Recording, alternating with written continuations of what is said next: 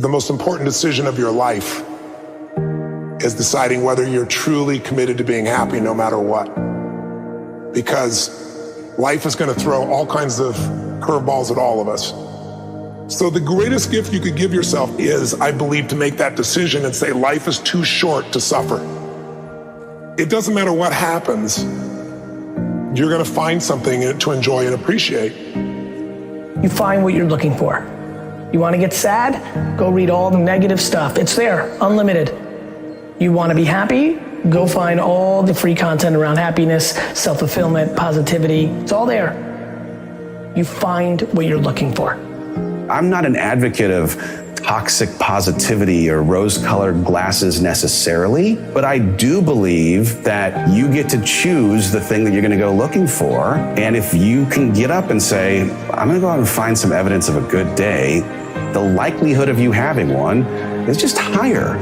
That gratitude allows me to have perspective at the end of the day, as opposed to focusing on all the horrible things or the bad stuff. It brings me back to perspective that my life is amazing, even if it's horrible. My life is amazing, even if it's the worst day ever and everything's against me. I lose all my money and something else bad happens. It's still incredible. You focus so much on the negative that you forget all the positive. And then when you do think about the positive, you're not putting the energy in the positive like you put in the negative. I know how to talk negative just like you know how to talk negative, but it don't work. It don't help nobody. Because if I put my energy into something negative, automatically my body's gonna respond and I'm gonna start doing negative stuff. I was homeless too. My father wasn't in my life too. I've been in struggles too. But I've come to realize that when you think optimistically and you speak positively, you can speak those things which are not as though they were. You can say certain things out your mouth and make it happen.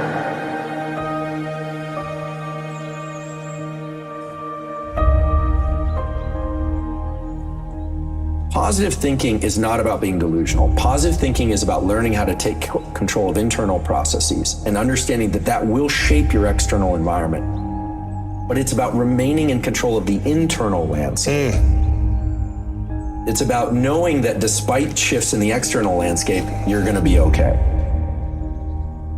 This wave of betrayal, this wave of fear, this wave of grief, this wave of frustration, this wave of feeling stuck, this wave of feeling hopeless, it's temporary. It will come and it will go.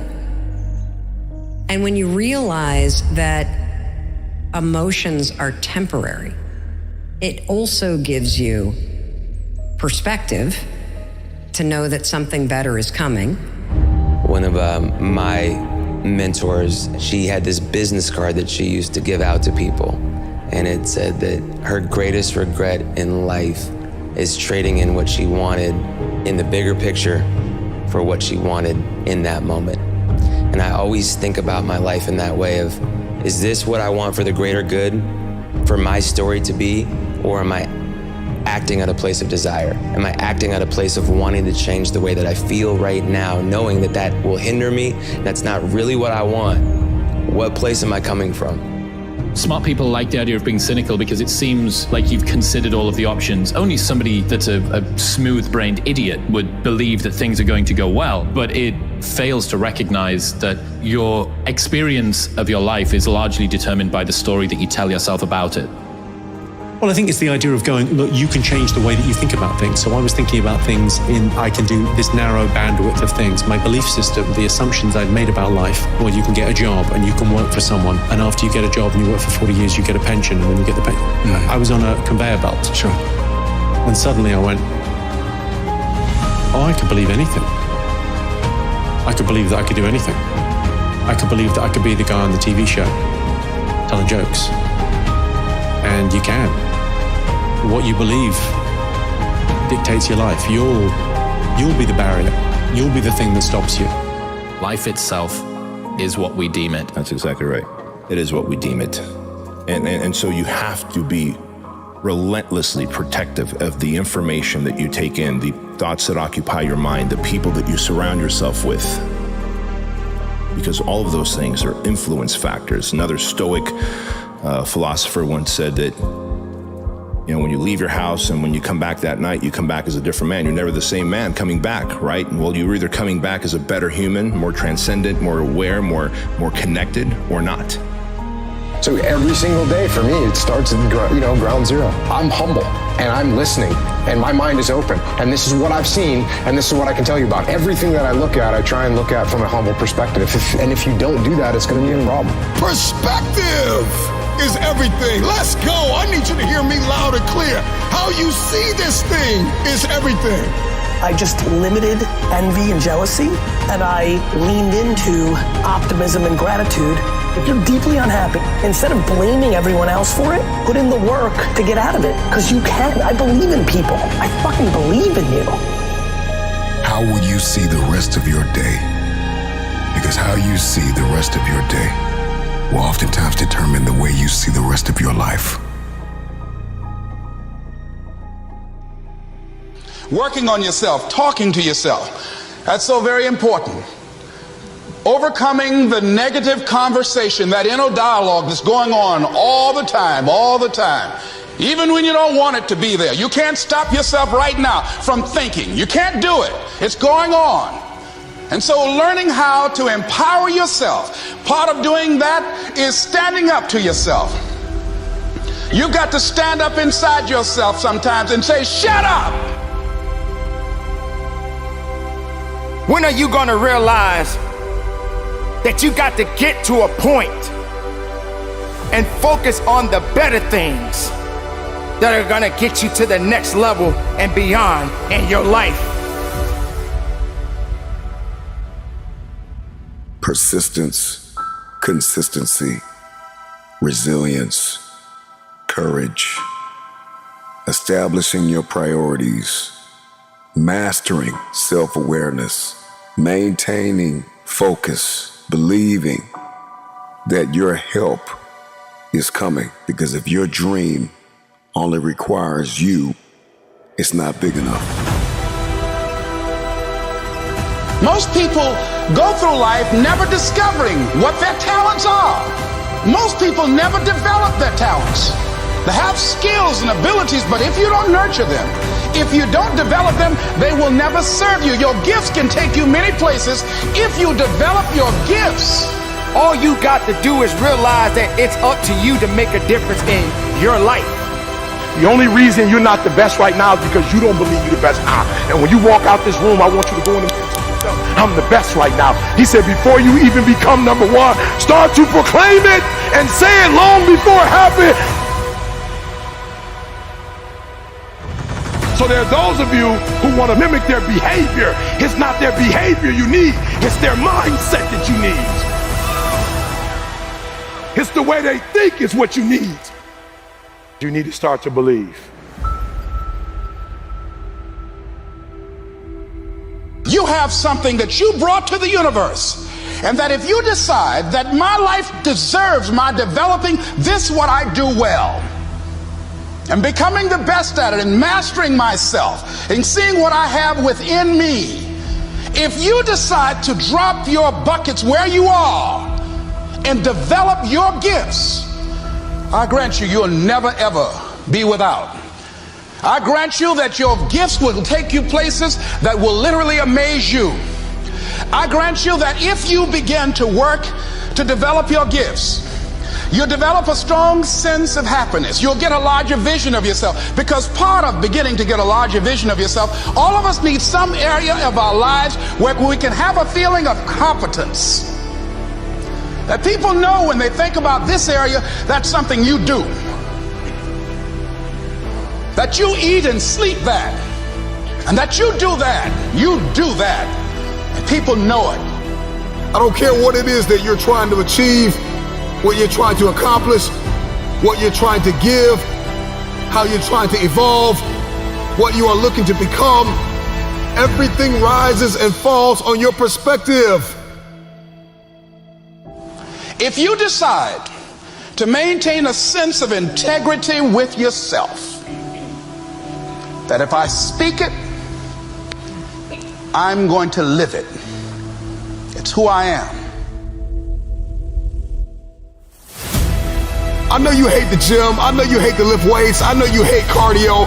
I know you don't like drinking water. I know you don't like taking care of your temple. You think it's the hardest thing to do in the world to commit. But there is somebody who's in the grave today, and if they had another opportunity to live, they would enthusiastically, with great confidence and courage and consistency, do what you hate just to live a little longer.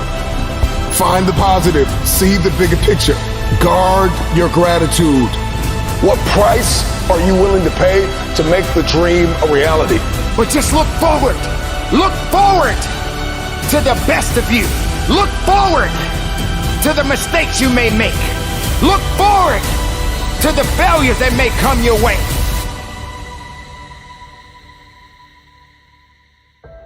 And don't give up on yourself. Don't throw the towel in so quickly. Many people give up on the 1-yard line. It's up to you to understand that you do matter and that you got some work to do. I would rather you confront, fight, and fail than for you just to settle for the comfort of remaining the same. Change is tough,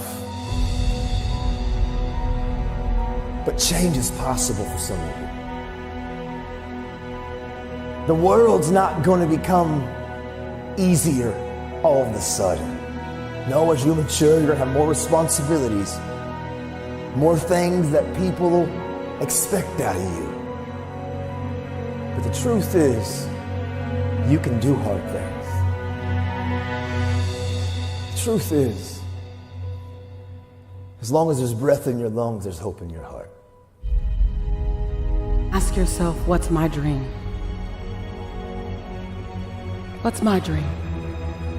You think you're just here to work on a job, pay the bills, keep a roof over your head, a car note, and then die? Come on, give me a break. Raise the bar on yourself.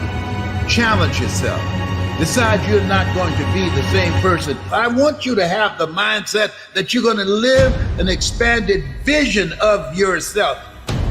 And you're going to go all in. I don't know your name, but I know you have a dream. You may be listening to me in your closet, your bedroom, the gym, the car, the bus, the train, the plane. I don't know where you're going, but I know you are going somewhere. You've got a destination. Keep a no excuse mentality. Then the sky is not your limit. The sky is your starting point. I never get turned off. Every single day, I want my destiny. I want my dream. You got to have this vision of yourself beyond your circumstances. You've got to see yourself every day. I can do this. I can make this happen. I'm blessed and highly favored. Good things are supposed to happen to me. You've got to see yourself every day and get out of your mind those old thoughts, that old belief system. Every day you've got to sell yourself on that it's possible. See, let me share something with you. The easiest thing I've ever done was to earn $1 million. The most difficult thing I've ever done was to believe it could happen to me. We all want to do something. We all want to be somebody. We all want to go somewhere. If these things are going to happen, we've got to stop habitually gravitating to excuse. You've got a destiny to fulfill. You've got a purpose to walk into. You've got a test to pass. You've got dots to connect, rooms to walk in, stages to stand on, and tables to sit down at. But you got to put a new mind in you. You got to get out of your mind. You got to begin to restructure your thinking. I'm ready to do this for my family. I'm ready to do this for my mother. I'm ready to win for my father. I'm ready to make history and ready to do something that nobody ever thought I could do. And we mistake the fact that we're supposed to be comfortable 24/7. Well, let me tell you something. Comfortable is equivalent to complacent. It's not always about the accomplishment. It's about the effort. I choose not to be a common man. It's my right to be uncommon if I can. I seek opportunity, not security. I want to take the calculated risk. To dream and to build, to fail and to succeed. I refuse to live from hand to mouth. I prefer the challenges of life to the guaranteed existence. The thrill of fulfillment to the stale calm of utopia. I will never cower before any master, nor bend to any threat. It's my heritage to stand erect, proud and unafraid, to face the world boldly and say, this I have done.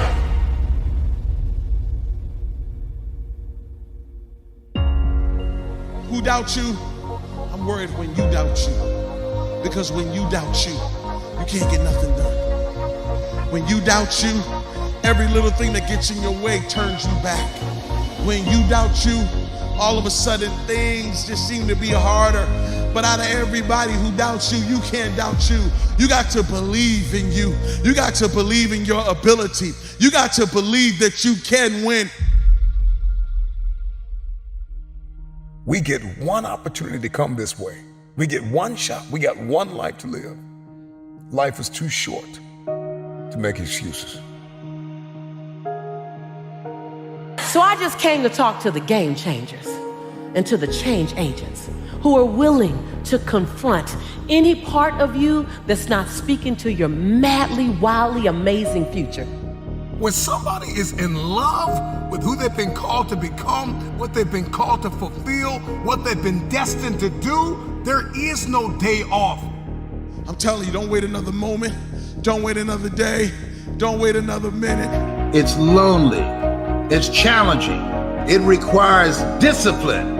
It requires perseverance. It's a mindset. It's not over until I win. People that make excuses are not connected to their destination. They don't have an end game. They don't have a goal. You have allowed yourself to become a weak link covered under the blanket of excuses. But I'm just wondering if there's anybody here that has a dream. I am ready. Come on, come on. I am ready. Come on, let me hear you. I am ready. One more time. I am ready. The pen has always been in your hand. I say write a story that's going to be damn good to read. And ask yourself, what's my dream? What are you willing to do that you've never done before? What are you willing to say that you've never said before? When you live like a warrior, you are vigilant, you are courageous, you take initiative, you're ambitious, you have an expanded vision of yourself. You're going to take some chances on you. You're going to bet on you. You don't settle for any and everything when you're a warrior. And you got to be in fight mode. You got to be ready to fight. Life is a fight for territory. Once you stop fighting for what you want, what you don't want will automatically take over. This is the year for reset. This is the year for restart. This is the year for reignite. This is the year for repeat the things that you love. This is the year for recommit. This is the year for redesign. This is the year for re-engage. This is the year for restart. This is that year.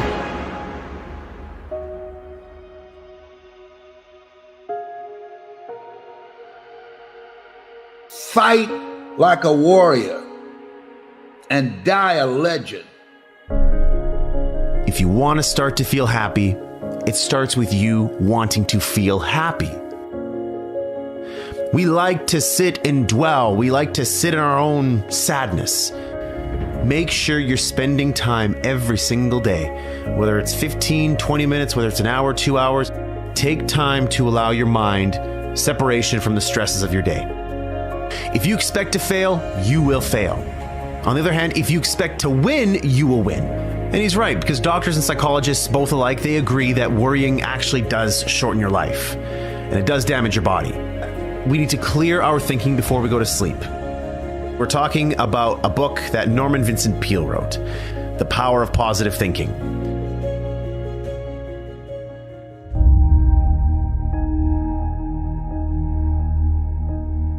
Let's kick this off with golden nugget number 1, creating your own inner happiness. You are responsible for your own happiness, because unhappiness is usually the byproduct of you thinking sad thoughts, you having these negative feelings, you having resentment towards others, and just having an overall crappy outlook on life. So if you think those things, what do you think is going to happen? You have to force yourself to not think those negative thoughts. Peel says we have to get into the happiness habit by thinking upbeat, cheery thoughts throughout the day. We like to sit and dwell. We like to sit in our own sadness. I don't like to do that, but I just know that sometimes my brain forces me to do that, and I don't know why. So I have to force myself to not do that. I have to put on upbeat music. I have to go do something productive. I have to get in the gym. I have to go hang around friends that are gonna make me laugh. And it's tough. At first, it doesn't feel right. It feels like you're forcing it because you are forcing it, but eventually it starts to make you feel better. There are miracles happening all around you. There is beauty all around you. Open your eyes and look. Can you see the sun shining? Great. Can you hear the birds chirping? Great. Can you feel the warmth of the sun on your skin? Awesome. There's simple beauties all around us. You want to start to feel happy. It starts with you wanting to feel happy. So short circuit those negative thoughts. And when you start to feel bad, when you start to find yourself gossiping, feeling guilty, feeling angry, feeling whatever it is you're feeling that's negative, turn that around. Force yourself to think positively, do positive things. And while it doesn't feel right at first, keep going. You're on the right path. Golden nugget number 2, the antidote to anxiety. People waste a lot of their time, a lot of their energy fuming and fretting about things that they cannot control. Go back to Covey's principle. Circle of concern, circle of influence. Focus only on those things in the circle of influence. Everything else in the circle of concern, you can't control. You can't affect that. So move on. Don't allow your mind to just spend time in that space. You're wasting your mind's energy. So as part of this antidote to anxiety, Peel says that we need to slow down to relieve our anxiety and to attain peace. And he suggests meditation. He suggests that we devote at least 15 minutes daily to calming and relaxing ourselves by thinking peaceful thoughts, or not thinking anything at all. So something he shares in the book is to help get rid of the tendency to worry and get angry, we need to relax and spend a few minutes thinking about beautiful, peaceful settings, hearing the birds chirping, feeling the sun on our face, all these things that I was talking about before, where it's just a matter of you actually thinking that in your mind. Wherever you are, if you're at work, if you're in your house, it doesn't matter. Close your eyes and open your mind to maybe a place where you were on vacation before. And go there for 15 minutes. Smell the smells, feel what the sand feels like on your feet, feel yourself plunging into the ocean. So the antidote to anxiety, it's all about clearing your mind. However you choose to do that, make sure you're spending time every single day.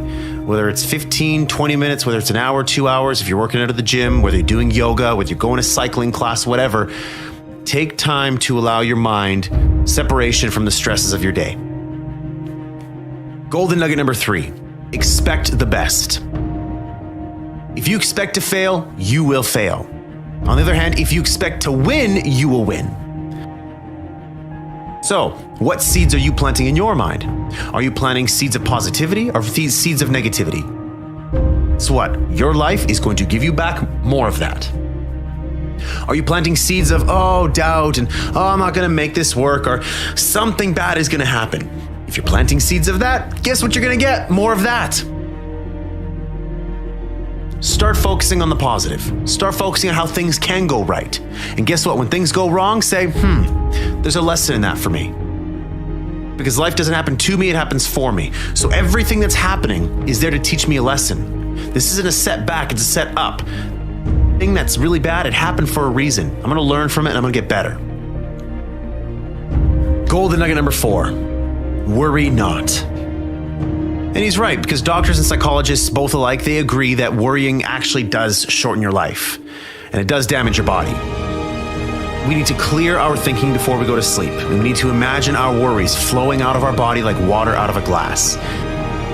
So don't think that my path is the right path. No. This path is good for me. I replaced worry with hope by putting together goals. I put together 3 goals: a financial related goal, a health related goal, and a professional related goal. Something that what I was going to do with my life.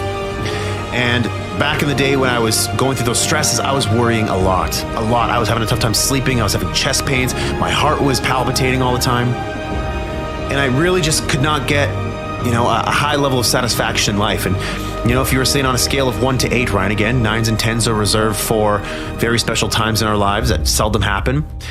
I was sitting at a 4 consistently, where I would wake up and I'd all of a sudden feel the stresses of the day. I would pass between 3 and 4 all the time. So what I did was to replace that worry, that anxiety, that fear, I built myself a plan that gave me hope, goals that gave me hope, something that got me excited, something that I wanted to work towards, something I wanted to achieve because I knew that if I did, it would get me out of this mess and my life would be better as a result. Golden nugget number 5, problem solving. I had problems that I needed solutions to. I had desires, I had wants, I had dreams, I had goals that I needed a solution to. The Crap Show was a solution. Create Your 8 was a solution. But what I did need to do was take myself out of the busyness of the day and allow my mind to sort of free up and look for inspiration all around me. And know that whatever solution I'm looking for, it's going to come to me. And this is where in this golden nugget in the book where Peele talks about, problem solving, he gives us 10 problem solving techniques, which many of them I believe with. The first one, believe that for every problem, there is a solution.